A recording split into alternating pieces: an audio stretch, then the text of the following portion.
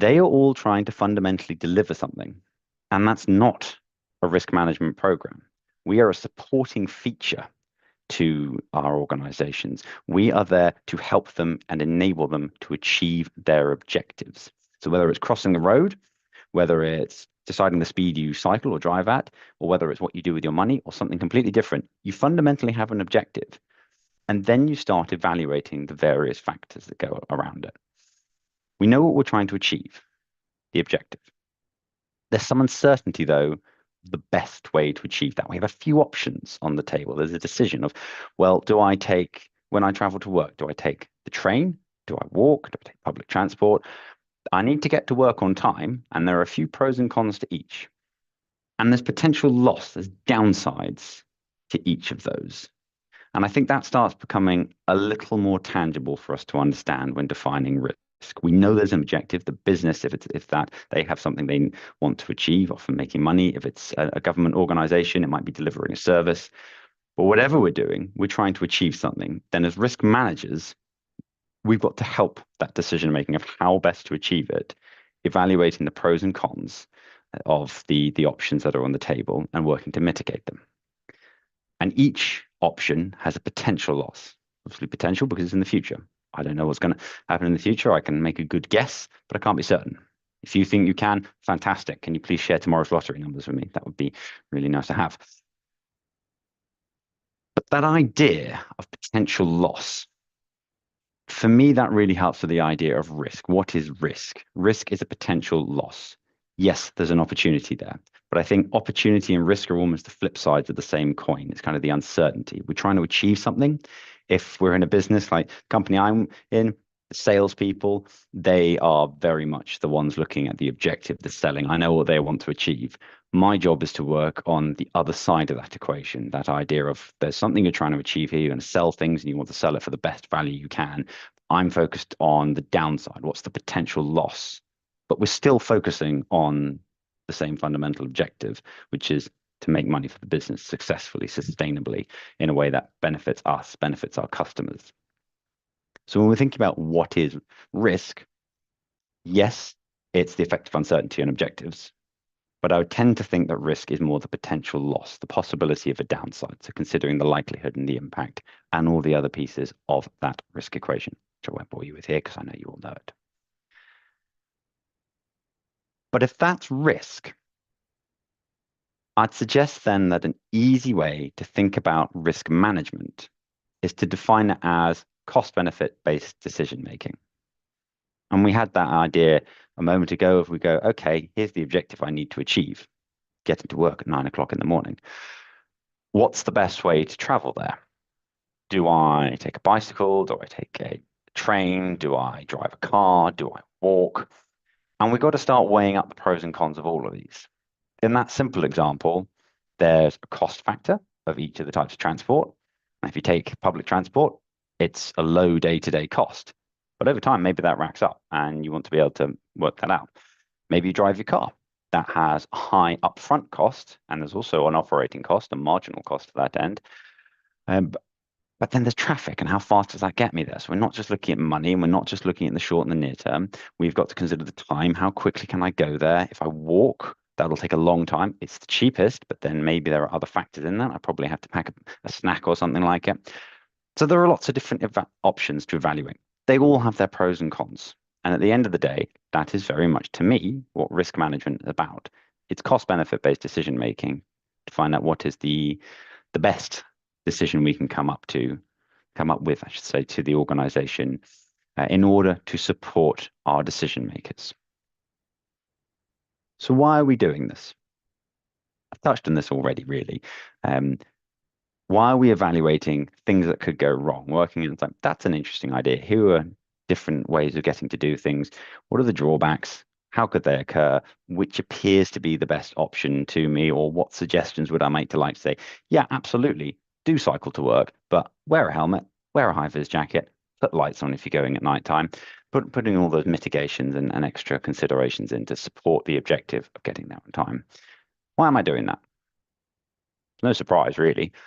It's to support better decisions to achieve the best for our objectives that we possibly can, minimizing losses I don't really want to be hit by a car whilst going to work if I'm cycling. That's why I've put on big lights and a jacket, high-vis jacket and a helmet.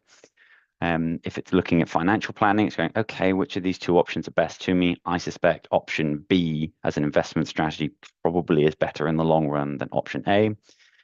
And the last one, which of course we don't necessarily like, but it does resonate with leaders, is regulatory requirements. More and more, we're seeing legislation coming out that it says a risk-based approach must be taken to governance and management of everything we do in the organization.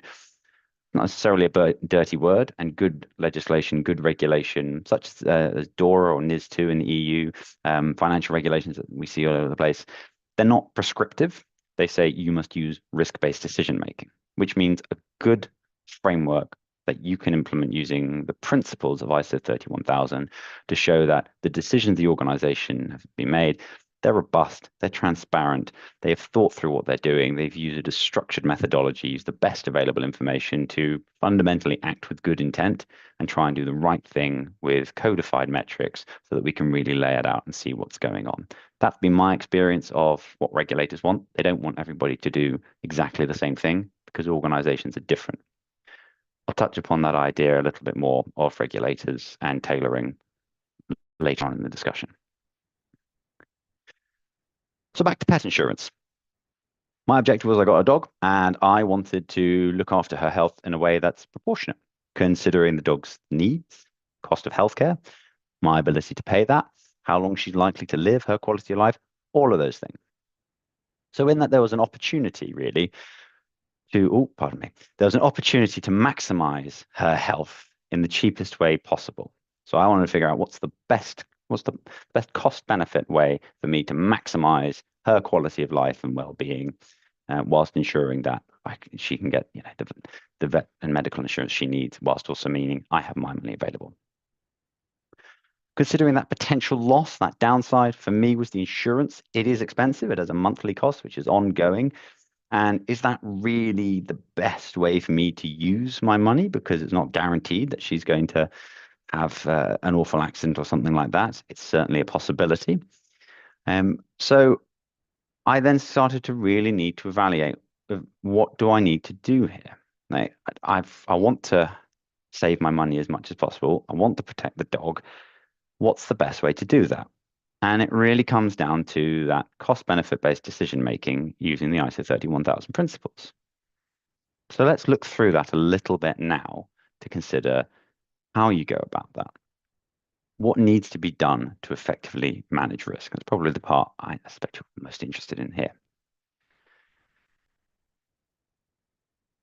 So when we think about risk management, I've mentioned this already, to repeat in my summary slide, just to be consistent. It's got to be integrated. Whatever the organization is doing, you've got to be relevant. You've got to be built into that decision making. So you're providing information that supports those trying to make the decision. It's got to be in a timely manner, which is helpful and informative. It provides something of value. You don't want to be an afterthought that gets ignored and we go, thanks, wonderful analysis you've done, but we made that decision 2 weeks ago. You need to be listened to, and to do that, you need to be useful to people making decisions. You need to be providing insights to go, did not know that. That's a good consideration. Let's adjust the plan slightly. And I like what you're doing there. As a way of helping do that, being structured will be very helpful to making you integrated in decision making. Because if you're having a process which is consistent, it's repeatable, it's transparent, it's auditable, which a lot of organizations, partly for that regulatory need, getting more and more interested in. That's very helpful. And if you can build that into the existing decision-making structures, that will be all the more valuable. I'll show you an example of kind of what I mean by that and how to achieve that later. But what you want to do is build your risk management, your risk assessment, and kind of targeting of how to do things appropriately into the decision-making pipeline. If it's a conversation that's happening of how to direct a project and think actions to take, risk needs to be part of that discussion. You need to be in that room helping with the decisions, but all the while it's going towards that culture of saying, yes, we're going to support you. We know there's a business objective and we're part of that. We're going to enable that in the best way possible. Let us help. Perhaps we can even find a better way to do that. And that's all about relationships. So part of that was getting built, integrated into decision making, having that is about a good process framework and structure. We also need to make allies and make ourselves wanted to be part of the decision making. It's really important. You've got to make allies from an early point. Touch on that in a bit more detail later on. Customization of that piece, I've already mentioned it. All organizations are different. All objectives really are going to be a little bit different. The metrics you're going to use, that measurable point, it'll vary a bit subject to your decision. Are you looking at the best return on investment financially? Not always going to be a monetary question. Other times it'll be things like health and safety, or it'll be the success of delivery. How many people can we get a vaccine to? What's the best way to deliver a COVID-19 vaccine to all of our population? You need to be thinking about that, and it's not necessarily going to be financial. That'll be one consideration in the picture, but it's not always. The customization piece, again, that tailors into the structure. What are the frameworks that your organization uses to be making decisions? You're going to tailor and adjust what you're doing for that. And as I've already said, these are 4 of the principles in ISO 31000. So let's look at how to do that idea of practical risk management in 2 types of risk or losses. We've got attritional, day-to-day losses. That just, it comes around, it's normal. We expect that to happen as much as we don't like it. And catastrophic. That's more the extreme rare events, which might be you have to make a claim on your insurance for private individual. And it's really about resilience. This is about being able to survive. I don't want this to happen, but I know it really could, and I need to be ready to survive it in the event that it happens.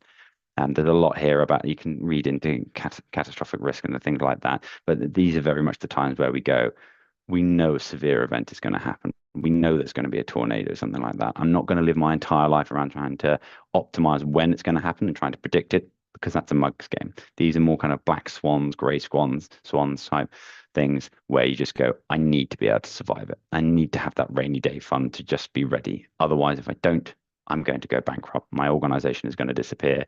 On a personal level, it might mean I'm completely stuffed. I've lost all of my money, or my house is burned down. If you don't have the insurance, whatever it might be, that's when you're in trouble.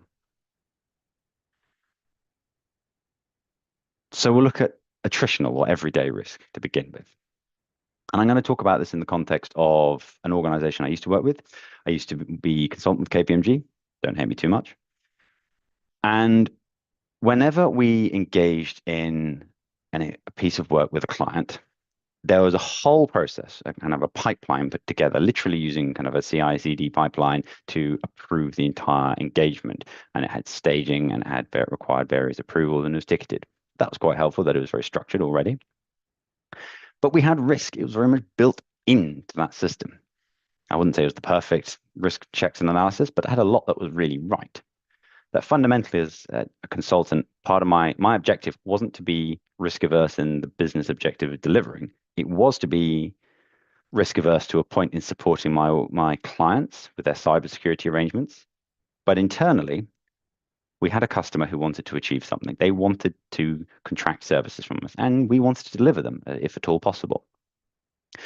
And when it came to budgeting the project, we had an initial phone call or an email exchange with the customer and starting to understand what is it they wanted. We'd scoped it out, got a bit of a feeling, understanding potentially their financial constraints of how much they could pay. So that's integration into decision making, that top left little icon. It was the idea here of risk of, can we deliver the consultancy work that the customer wants? Can we do it in a way that is profitable for us?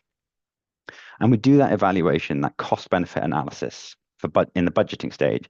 It was part of the contracting phase. It was really built into everything we did, and we had to be able to price things up. We had templates to support us with that. So that you see that structured way. We had essentially we start going, okay, how many people is going to be needed for this? How many days are they going to be for? How much will that cost per person? We had standard rates, and it made it quite straightforward. It was customized in the sense that every engagement was different, and we used resources that were specialized accordingly. And we had people different types of people who are different seniority to support the engagement. Some cost more than others.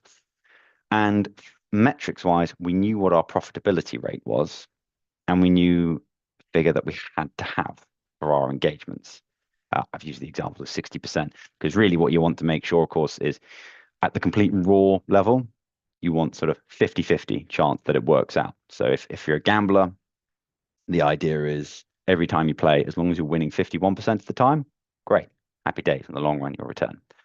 You'll make a positive return. If you're a business, you're going to need to have profitability a bit higher than that for a mixture of reasons. One of which being your overheads, right? That's part of the budgeting process. You have offices, you have staff salaries that might not be baked into the kind of the actual cost of that. So all those other factors, you can read more about these ideas built into work I've done previously on risk appetite. But we had our target metric if we needed a particular percentage of profitability, 60%, let's say, for example. We priced up our engagement and then we saw, could we deliver the work in a way that met our stated profitability so that we achieved our objective of making money whilst delivering clients the services that they desired. And if we couldn't meet that threshold, that profitability threshold, we had to have a conversation internally. We had to potentially revise our plans, adjust and say, well, actually, maybe I don't need this resource. Maybe I could use someone who is not quite as experienced, so they cost less, but they'd be able to deliver the work that was needed in the same way. Maybe I can have slightly less time on this area. I can go back to the customer and discuss it. And this was all really building the idea of risk management into the daily process to help us inform whether or not we could successfully deliver and meet our objective. And if necessary, how we adjusted what we were doing there. It was a principles-based approach. It was integrated. It was structured. It was customized. Every engagement was different. And it was also using key quantitative metrics that we could understand consistent. They helped us. Really, the appetite in that sense, we figured out what it was. To show you what that looks like as a little bit of a process, I find it just helps for me to look at things this way. We had the clear opportunity identified. Customer came to us, or we went and identified a customer who said that, yeah, we'd like to contract you. We then created our budgeting process. We had our documents that we had our structured template for pricing things up and putting the numbers down, a spreadsheet, figuring out how much is it going to cost us to do this. And then we could check, how does that match up against the amount we are going to charge or the customer is prepared to pay? Do we hit that risk appetite metric of 60% in this example? And then if it didn't, it went to a review of the boss and we could have a conversation. We maybe go back and adjust the plan. If it does hit that threshold, fantastic, we're all good. We can go straight to sign the contract. Potentially, there was an exception process with the boss of suitable seniority. They could go, yeah, I agree with all your logic. I'm doing the 4 eyes check, that other person, getting other people in on the discussion, and they agree with the process and the analysis we've done. And so they'd have that check. And if the profitability wasn't hit, we might have a reason why we go, this isn't normally within our risk appetite, but we are happy to accept it because we think there's an outside value to what we're doing. We think it's going to lead to more business. So we'll lower our rates in a sense this time, so that in the hopes of winning ongoing business. Or maybe we say, look, we'll take a slightly higher risk because it's for a charitable client. So we want to be more supportive of them. Hopefully that gives you a bit of an idea for really practical day-to-day attritional, I'll call it, risk or potential losses, how you build that risk management into that journey. In this case, it was project or product pricing where we'd see what we wanted to do, we priced it all up, and we compared it to a risk appetite metric to see, yeah, are we actually going to make money on this or are we going to lose it? And that's a very important day-to-day bits of work that we engage with when we're in organizations. You want to have a review probably of someone more senior. It's partly just good practice of getting someone to peer review, to check your workings and see that it makes sense. But of course, in practice as well, decision makers, budget holders, they tend to be more senior and bosses within the organization. So that's all completely fine. But at the end of that, if we think that we've done a robust analysis and review and put in place measures appropriately to manage and control the risk, maybe it's sometimes a measure might be put in place like we put extra scrutiny on a project to go, okay, this all sounds fine, provided it goes well. So let's get someone else in the organization. Their job is going to be just to review, make sure everything's going all right, you're not doing anything crazy. Or it could be that you put extra contractual clauses in to manage your liability. And assuming all that's done, the contract would be signed, we deliver the work, and it could all work out.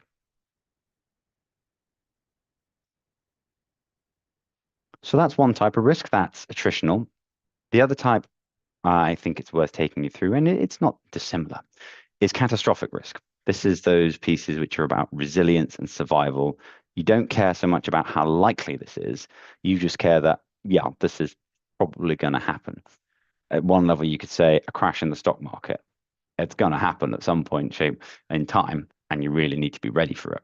And indeed, this was the finding about the financial crisis of 2007, 2008. There were plenty of organizations where their catastrophic risk planning and modeling wasn't deemed sufficiently up to scratch, and that was played a key part in some of the major investment banks going bankrupt. I'm not going to go into the boring technical detail of that. I've written a little bit before on risk appetite. You can see the blog I've linked to there, but it's an interesting part where we've really got to consider this. A robust risk management framework based on sound principles can be really instrumental to improving that decision making. So when we're thinking about that catastrophic risk, how do we put it into practice? It's going to be integrated in decision making. And realistically, it's going to be in things like you talk about it annually at your risk committee. It might be a bit less frequent than your day-to-day risk, because this is about planning for the unlikely but conceivable scenario. It will occur at times like insurance purchasing. The annual review, we go, okay, we need to work out how much insurance do we buy this year. And so that gets into questions about what can we really do until how much loss, how much pain can we take before it really hurts us? And that leads to that idea at the center there, that kind of speedometer, yeah, of risk. It's kind of a risk appetite graph, just a bit way to visualize it. We have different levels. We kind of go how much we're happy to accept. That tends to be the idea of every day. Yeah, that seems fine as a decision. I'm happy rolling the dice, taking chances on that. You'll then gradually go to more yellow and amber stages where you go, don't like this, but if there's a good reason to take this risk, I'm willing to do it. If it's crossing the road in busy traffic on the standard risk appetite, you go, well, the light isn't green for me, and that would be ideal, but I'm in a hurry. I'm going to miss the train if I don't get a move on. And I can see that it's pretty clear traffic-wise. So even though the light isn't in my favor, I can safely get across that. I know there's a chance I trip and fall and bang my head and the driver doesn't notice, etc. But I think it's manageable. You can then get up to the more extreme cases where you go, this is a really bad idea. But if I don't do this, I don't take this risk, I don't take this opportunity to try and succeed, then maybe something even worse is going to happen. So I'm forced into there. And then at the more extreme in that reds area, we go, I don't quite know how this is going to happen, but I know it will. I just need to be able to survive this. I need something is going to go wrong, and I need to be ready to do that. For my case, in the practical example of cycling, I wear a helmet. It does nothing to reduce the likelihood of someone hitting me. But it's that resilience to expect at some point there's a really good chance, or there's a good chance some driver is going to knock me off my bike, but I need that protection to be able to survive. And that's where we really come in here. The helmet isn't about managing my risk in the sense of the daily reducing the probability of something occurring. It is about being ready to be resilient to survive that loss event, that loss when and if it does occur. So that's just to take your idea of the insurance purchasing. That's when you're wanting to start to plan, and you're making slightly longer term projections usually with catastrophic risk management. And when that happens, you're going to want to do it in a structured way. So how do you go around this kind of catastrophic loss planning? Well, you're going to need to consider your regulators and what they've stipulated there. Financial Conduct Authority in the United Kingdom, they relatively recently did a whole piece of work around actually cyber and digital resilience and catastrophic risk. They required organizations to have so-called impacts tolerance limits, or ITOLs. And they basically went to all the organizations and said, okay, we need to know what is the maximum amount of time your digital services can be offline for before it starts to cause material or severe harm to the market. And that's a really interesting way of thinking about it, because that's very customized, it's tailored, it thinks about the organization, the service they deliver. Let's say Visa, MasterCard, or all the kind of financial clearing type organizations, the credit card companies, if they go offline, you start to notice that pretty quickly. Even more so if it's in the days in the run up to Christmas. You wouldn't notice it so much at 3 a.m. in the middle of July. If it's an organization that deals with the management of mortgages and kind of transactions there, that's a bit different. If they go offline, it's not great, but it's not fundamentally going to harm the market if they're offline for 30 minutes, in the same way that peak rush hour for a credit card company is. I'm sure we've probably all seen things like when people can't pay by credit card to get their coffee in the morning from Starbucks or similar. A lot of people will talk about it in the office. You don't talk about a platform going down for managing your mortgage if it's down for potentially a couple of days. No one really minds. So for the FCA's perspective, managing that catastrophic risk, that figuring out where is that line from which we must never cross, it varied organization to organization. It was customized based on what was going on. They thought about it, but they laid out clear guidance of you cannot be offline for more than the amount of time that will cause this severe loss to the broader economy. And that then started getting organizations to think, okay, well, what's the metric that's there? What's the measurement I'm going to use? What's the time scale I can be offline for? How much money potentially would I have to not be able to handle, because these are all financial institutions, before something starts to go wrong? And then they could start working backwards to figure out, okay, there's an issue here. How do we make sure we mitigate that and manage it? I'll show the process a little bit more detail in a moment. But essentially, that catastrophic risk, that management, you need to be working on the integration, decision making, probably rather than a day-to-day pricing business. It's more around the kind of the annual reviews, the budgeting, the planning for what you're doing for managing security budgets or something like that. It's also for insurance purchasing, figuring out how much insurance do I need? How much money do we really need in our rainy day fund? That's to a degree what insurance is. It's a little bit of a rainy day fund. And then you can structure that, the process that you're going on with, thinking about what the regulator says, thinking about capital modeling, how much money you'll need, kind of as that kind of backup money there.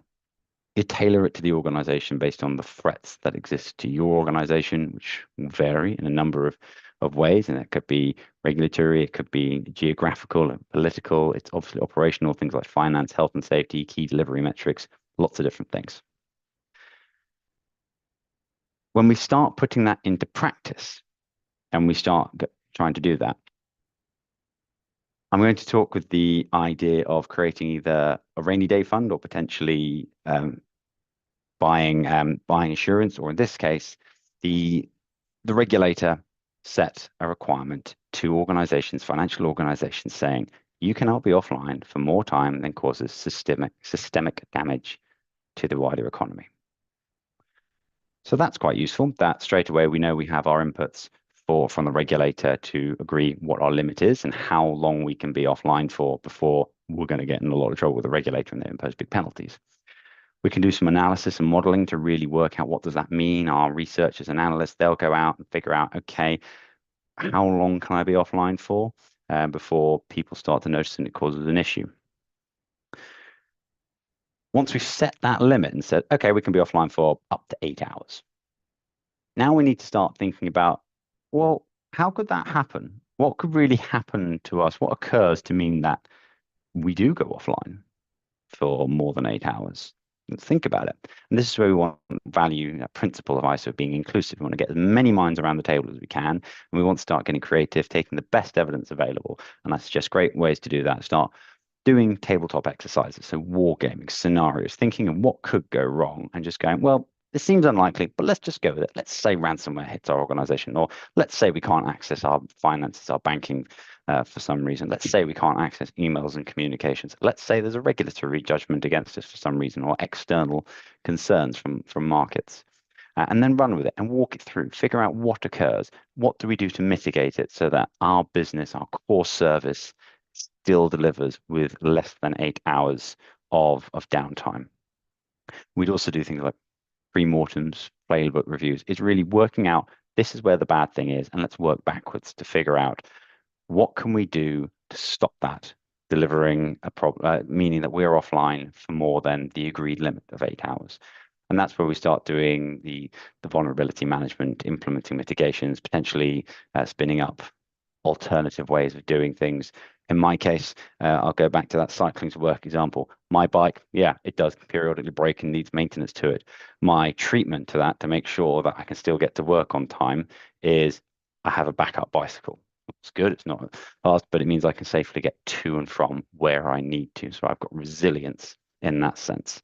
And so we're really trying to go, okay, well, we've figured out what that need is, that objective, which is to meet the regulators' online timescale of 8 hours. Now we figured out how could we plausibly be offline for more than that, some kind of threats and risks that are there. And then we've worked out, okay, well, here's correspondingly the treatment that we need to put in place to make sure that we do stay online, that if we do get disrupted, it's under that 8-hour limit. And from there, we then start implementing those treatments options. We assign owners, we track them, we manage them, and check that they're going along with things. And while this example is financial limits set by the regulator, in a product delivery world, plenty of other limits that we set. Plenty of customers, we set service level agreements for how long we can expect how long our service might be down for if we're have a digital service. And Google, Microsoft, they will have it codified, and they'll compensate you if they're offline for that. I think something like 99.7% service uptime, something like that. They've agreed what a limit would be, and they'll start compensating you if they're down. So they'll then figure out, all right, well, that's what I've set to. Let's work back and minimize the possibility of that occurring, and then implement those managements. You could have other agreements, metrics, service agreements that you've put in place to work backwards, figure out how it could happen, and then implement the treatment, the mitigations, the controls, whatever it might be, to ensure that you stay delivering your core goods and services as an enterprise to meet those objectives. One caveat to that, of course, is whatever the treatments we put in place, the plans we put in place to help meet those objectives, there's always a slight outside cost benefit making problem to it. So you might go, here's a way to stay online to guarantee that we'd never go offline for more than 8 hours. And you go, fantastic. How much does that cost us? Well, it's about $500 million. Okay. And what was the implication for us going offline, breaching our agreed limit of 8 hours? Well, it will cost us about $100 million in penalties to the regulator and to our customers. Right. So if I've understood that correctly, your treatment plan will cost us $500 million, and the implication of just accepting it would be $100 million. Is it worth us dealing with that? Is that treatment plan ultimately worth it? Or do we accept the risk based on a thorough evaluation? We've weighed up everything and worked out how we get there. Just something to bear in mind, but hopefully that won't too much be the option. But at the heart of it, all that we're doing is helping the organization achieve its objectives in the best possible way. In the private sector, generally making money in an optimal way, by weighing up the pros and the cons in a structured format, which supports decision makers to figure out what they are doing. And I'll bring you on now to a couple of challenges we often face that can often be faced. And one is really about the communication, and we can do the best analysis in the world, but it can be really tricky to communicate. Communication of risk is very different to the analysis and understanding. And what I really wanted to bring to your attention here is this idea that words vary in how people understand and interpret them. This is an international audience, so I imagine this will ring true. What I'm showing you on the screen is a graph, a piece of a polling done by YouGov, a polling organization. They did it in 2018. They basically just asked people to rate the score of a word, 1 being really low, 10 being really high, and rank different words, and just get a sense for what the scores look like. Some of them, it's pretty clear. Words like perfect overwhelmingly are thought of to be 10 out of 10. But even then, it's a distribution. Some people think it's less than that. You can see a little peak where some people are saying perfect on the bottom right there. It's an 8. For me, perfect is not 8 out of 10. It's higher than that. We have other terms where it's really varied, and there's a much more of a distribution. So I think it's very bad. You can see it's on the left-hand side there, 1.76. But that's the average. It's really varied in what's going on there. And all that is to say is people understand words in very fuzzy ways. And whilst I think words work better for humans, people tend to understand words just in percentages and numbers and dollars, etc. It's really important to express what you're saying is happening, but also with words, but also apply the metric afterwards to make it clear. This is something that the US intelligence has started integrating after the debacle in Iraq, where there was misunderstandings of some of the language used in intelligence estimates around the probability of weapons of mass destruction being there, WMD. So it's been now recommended as good practice to say it is highly likely, 80%, that this bad thing, this potential loss will result in a loss which is large, $10 million plus. Seems really silly, seems really obvious, but there's been a huge amount of research into this about what's going on and the challenges within it and language, and people just don't understand kind of ideas consistently. There's a whole piece as well to risk perception. There's an appendix in these slides which will be shared, I'm sure, which goes into that. I won't look at it now. And there's been a lot of research, if you're wanting to look into this idea more of understanding of language and how it varies and has caused real problems in the past with decision making, even after fantastic risk analysis. You can look at the word of Sherman Kent and his work on words of estimative probability. Some very interesting stuff there. His Wikipedia page has a lot, which we'll talk about that. Another challenge when successfully implementing risk management in a principles-based way is really about the integration in culture. How do we get built into that decision making? And culture is that real new focus for ISO, the update to 31000. It's about how do we make risk everybody's responsibility. And the first point is you've got to be wanted at the table. We need to find allies, people who are going to champion us to let us be part of the conversation. So that comes from really making friends, getting along with people, showing the value we offer, and hopefully senior managers there'll be sensible people that go, yeah, it's sensible you being part of this conversation. I understand what you're doing. I know why you're doing it. You're not just saying no, you're helping me make better decisions. So that's really important. And a key bit will be find that ally in the boardroom. Find who it's going to be. Is it the chief financial officer? Is it the chief operating officer? Is it the CEO, chief executive officer, the CEO? I don't know who it will be. It will vary organization to organization, but there's going to be someone there who will support you being there, helping go, it's a great idea, and can I make that extra consideration? So there'll be someone who will want to let you in the room. Find them, make sure that they're with you so that you have that tone from the top, consistently saying, no, Mike from risk team, he needs to have a say on this. I appreciate it's a great plan, but let's just hear what he has to think, or maybe he needs to take 48 hours to come back to us with a thought on it. It's really important. There might be something we haven't considered. We need to run the numbers because we're not sure. Having the allies is key. To make sure that you have people more widely in the organization who will do what you say, not just because that senior exec says it. You want to prove your worth, show that what you're doing is valuable and helpful. And that's all about doing insights, delivering thoughts which are credible, they're transparent, they're supportive. You're enabling the business. You're going, this is a really good idea. And if we tweak it slightly, we can make sure we minimize the downside, we maximize the upside, we can support you. This is a fantastic idea. We'll need to tweak it slightly because for whatever reason, we can't do it exactly like that. It's not as good an idea as it could be. So that's show your worth. Deliver, be excellent, and show to people in the room that you're on their side, you're enabling the objective. Don't just be a no man. You have to say no sometimes, but support people. The final part as well is culture. How do we get everyone responsible? Partly people want us in the room. It's partly people know our values, so they want to hear from us.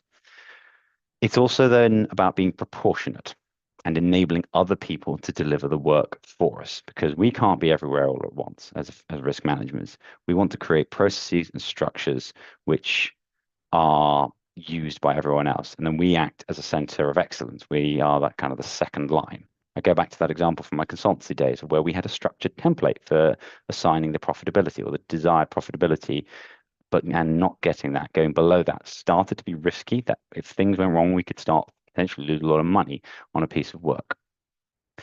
And the way that was achieved, so making people like myself and others who were delivering in the business, we recognized we had to do it because we were told by our bosses we had to, but we could see the value to make sure that we didn't lose money on the pieces of work we were doing, that we didn't under budget and over promise.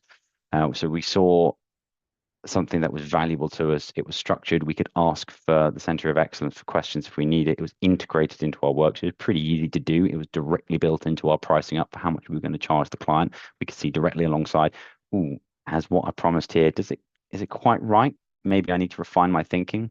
And it was done in a way that was proportionate. It wasn't excessive. It wasn't overly cumbersome. There were other bits of the process we had to do, which to me felt ridiculous. And some of the questions we had to answer, kind of almost compliance checklist. And you go, this is ridiculous. And it's not helping me make a decision here. But when the budgeting piece, it was built into what I was doing. I saw the value of what I was doing. I understood why I was doing it. It helped me adjust the thinking to make sure I did the right thing and improve my decision making.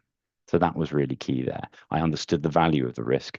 I had someone telling me I had to do it, but it was built into what I was doing in a way that was proportionate. So these are all the principles of the ISO standard. Next steps. I won't labor this too long, because I appreciate I want to get to your questions.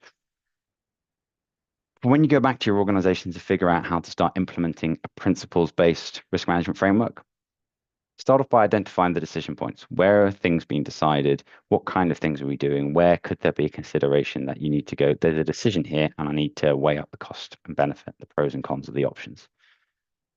Help create a structured approach to implement finding an answer to that. So it's consistent, it's documented, it's auditable. There's one easy way of thinking about it, writing it down, figuring out what you're doing, and making it as standard a process as possible. That will mean that the decisions you're helping inform, you can repeat the framework, the risk analysis, so it's a bit easier to implement the next time you do it. Set an appetite, an acceptable loss. Work with your senior leadership for that, and that comes somewhat into that catastrophic risk planning, that that appetite will be very much thinking about, okay, how much risk can we accept? How much capital reserves do we have? How much insurance do we have? To figure out, we're setting that metric. So few organizations have a clearly defined appetite, which is logical, it's structured, and actually makes sense. And it's pretty difficult to make a decent kind of corporate risk assessment unless you know your appetite. It's kind of that slight meme you might have seen on the internet around, I think it's a Doctor Who meme, and something like that. Is $100 million a lot? Depends on the context. In terms of the US military budget, not really. In terms of my personal finance, yeah, 100 million, it blows out of the water. That risk appetite lets you know how major is a certain amount of money.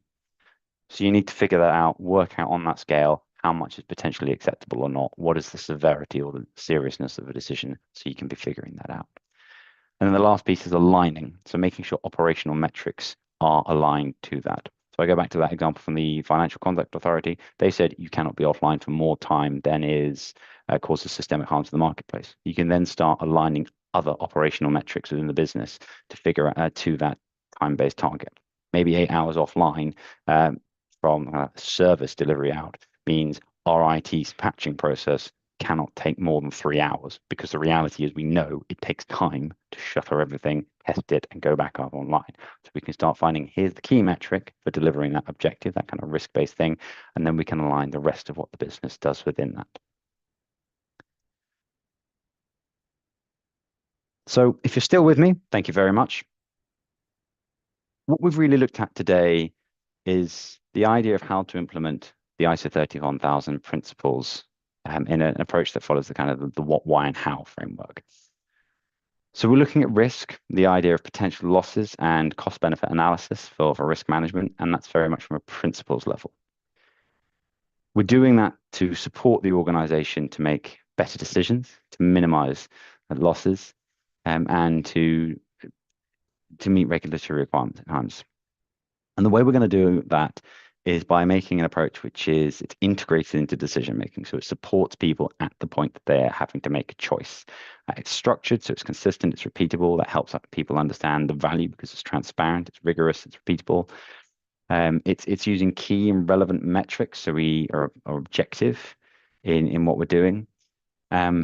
And of course, ideally, it just follows the other principles that you can see on the left there. It's using the best available information. It's inclusive, because everybody involved if you can. It's customized, so it considers the specifics of the organization. It doesn't feel like a ham-fisted template. The closing thought then is the idea of, so what did pet insurance teach me about risk management? Well, you know the objective I had. I got a dog, and I was wanting to maximize her lifespan, her health, whilst also doing it in the most cost-effective way. There are potential concerns here. I figured it out, what I was going to do, the approach I was going to take. I did a really good costed plan of figuring out, okay, weighing it all up, to me, it sounds like the best option is not to buy the insurance. I think actually that's going to be more costly, that the possible cost of back surgery to my dog, that's not actually, I can weigh that up, and yes, I can take that financial hit if and when it comes, but I'll save quite a lot more money over the long run by not buying insurance. I took all this information, talked to my wife. Straight away, we agreed we were getting the pet insurance. That's just a final thought to think of it here. Is human psychology is something we haven't touched on today. Risk perception, what's going on with that? How risk being outrage. At times, the idea of risk is hazard, times by outrage, is a different way of looking at it. There's a much more psychology of that. We don't have time to look at that today, but I've put something in the appendices for that. So it's a really important thing to focus on. We are supporting the organization. We're doing cost benefit analysis, but make sure at the end of the day, we understand the biases of our decision makers and don't be offended if we haven't persuaded them. Sometimes that says more about us, our failure to communicate. Thank you very much, and I look forward to taking your questions. Thank you so much, Mike, for that insightful session. And the example of your pet dog was absolutely something that, kept us all going to know more and more about it. So thank you so much once again. Now the platform is officially open for the question and answers. So if you would like to connect with Mike directly, there's his LinkedIn also in the chat box, so you can connect with him anytime. And right now we're taking few of the questions. So the first question is, could you please share your insights on AI risk and its management guidelines? Yeah. No, thank you for that one. My instinct is that AI risk it's still fundamentally risk. Taking a principles-based approach to it will help you in that. The things we're seeing that AI is doing is fundamentally no different to other things we have seen with kind of data and security risk. We've got issues of data breaches. Yeah, putting our data in someone else's program or not in our direct control. We've heard that happen before. People making decisions based on what AI is saying without proper scrutinizing it.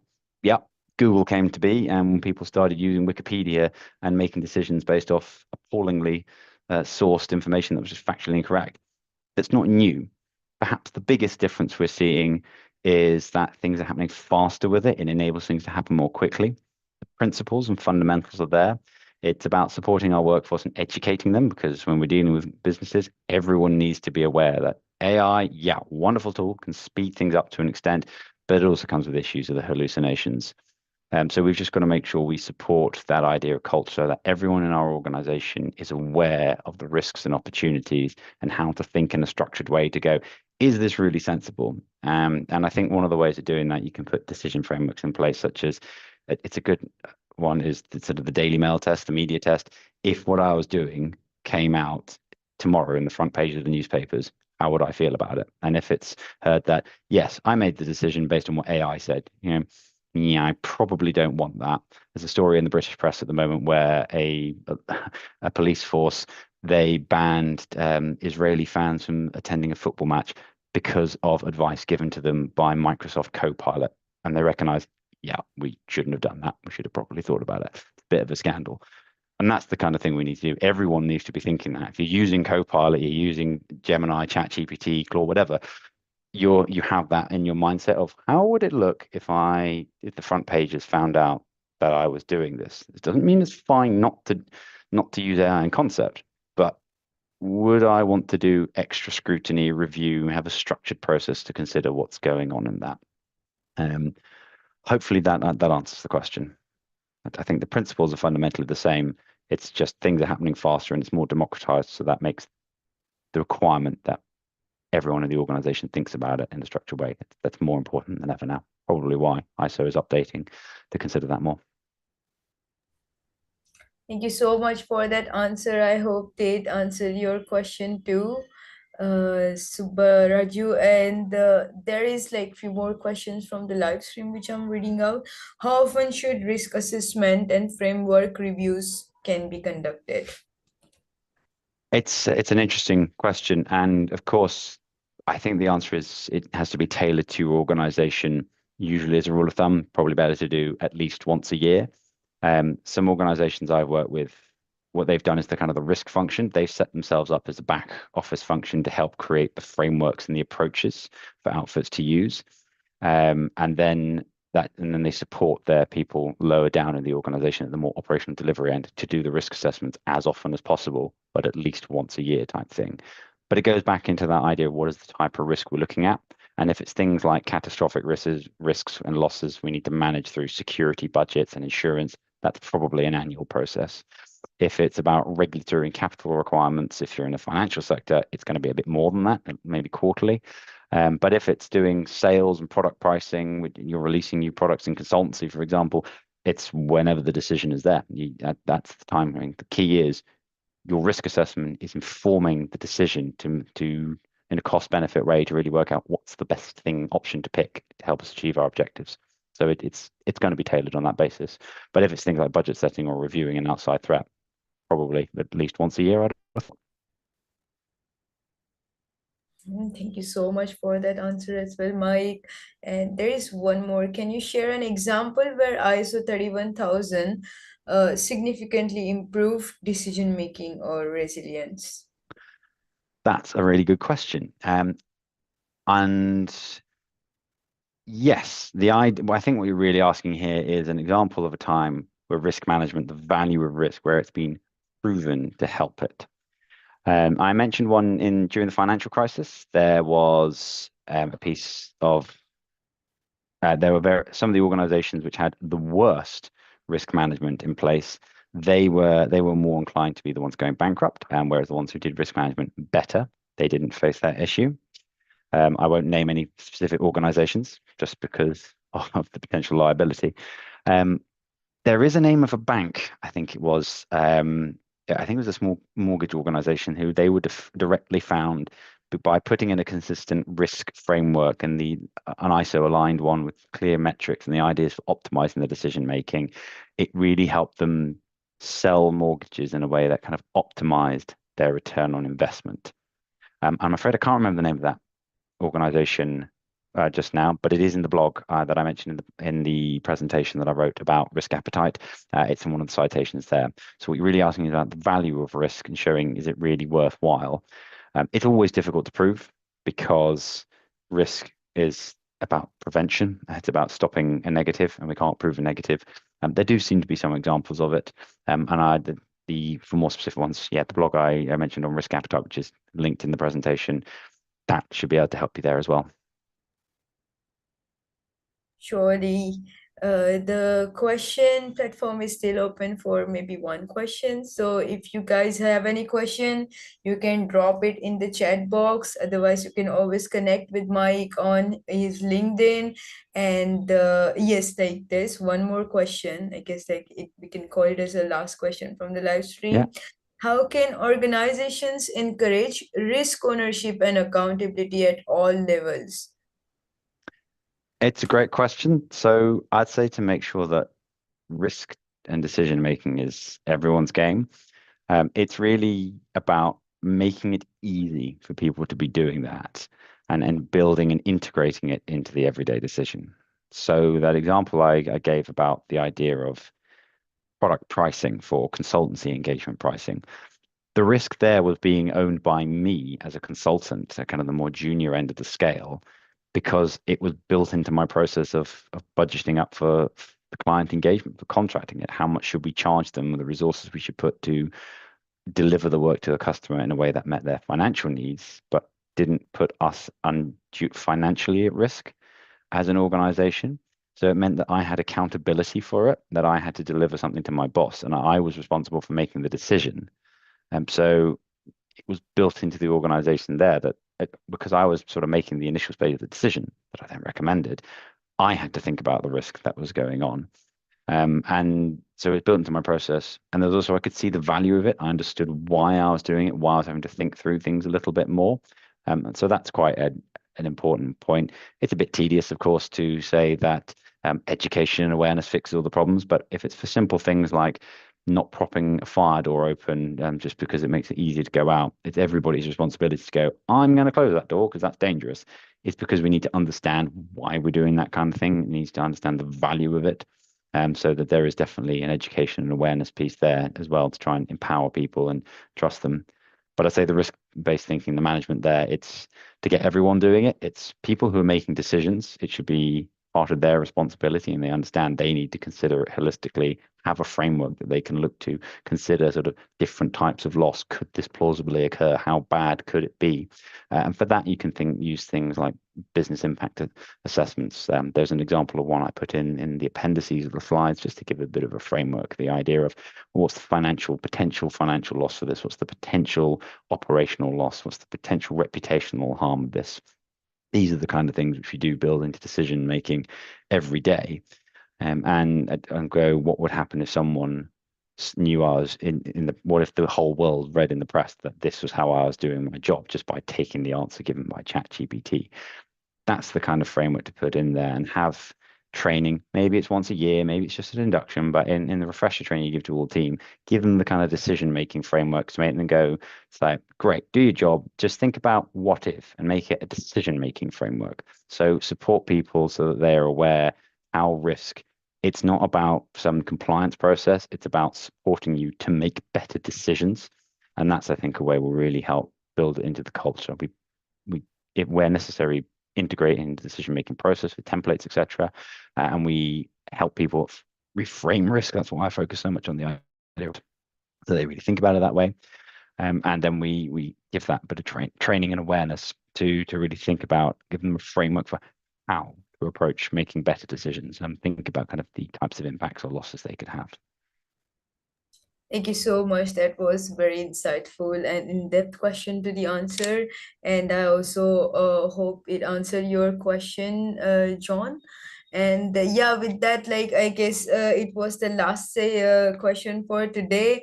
And Mike, we would absolutely love to invite you again, so you can always keep us giving more insightful session on the knowledge that you hold and like over the years of experience. And before we call this session off, would you like to make any final statement for us? Thank you very much. It's only to say, appreciate everyone for viewing today. I think best of luck in your efforts.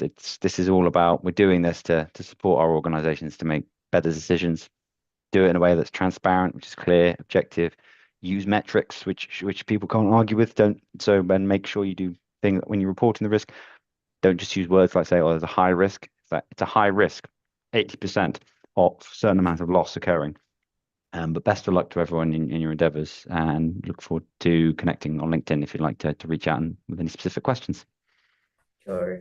Thank you so much, Mike. Once again, I have shared Mike's LinkedIn over the chat box. And yes, before we call this session off, I would like to make a few announcements. If you would like to grab a certificate for ISO and the courses related, you can visit our website. And yes, you are getting 20% discount to exclusively for all the attendees who joined today. So make sure you're making the most of the opportunity.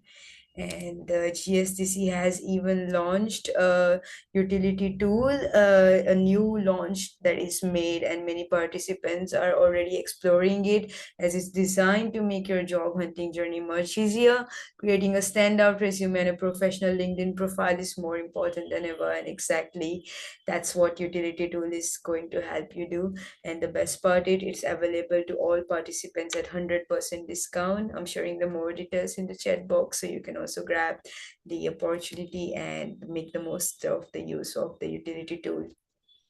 And tomorrow we have Cassandra Jaramlo Calvo. She will be giving us insightful session on defining information security risk appetite using ISO 27001, 8 p.m. IST, 10:30 p.m. SGT, and 9:30 a.m. CST. So make sure you're joining tomorrow's last session before we call off the week session, and then we move forward to the next one in the next week. We also have sessions going on in learning and development all the way from 12 January to 16 January. So if you would like to be a part of it as well, you can be a part and learn more about workforce skills, leadership, and impact for 2026.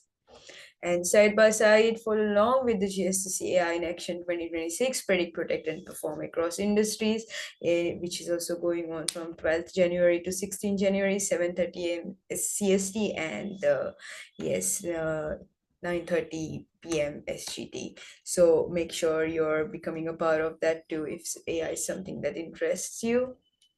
Lastly, we would like to give shout out to Astik Saxena, Rakesh Ranjan, and Bandi Hemant. You have absolutely helped us, becoming a referral champions of your own and spreading the visibility of your professionality in your colleagues, among your colleagues, and by sharing our webinar. And yes, if you would also like to be a part of it, like every referral earns your point going to climb up the leaderboard, and the top 3 leaders on the ladder will get chance to receive a complimentary vouchers worth $400 from GSDC. So you can visit our website and get to know more about the referral championship. And if you would like to be a part of the Learning Capsule, webinars, or podcast, you can reach out to me on gauri@gsccouncil.org, or pratibha@gsccouncil.org, or pritam@gsccouncil.org, and we will help you get started from there. And lastly, we would love to connect with you. So make sure you're following us on LinkedIn. Visit our website for more details. Join our exclusive WhatsApp group, which keeps you updated about all the sessions which are happening this month, next month, and year ahead. And if you could kindly share your session takeaways on reviews.io, we would absolutely be delighted to read them.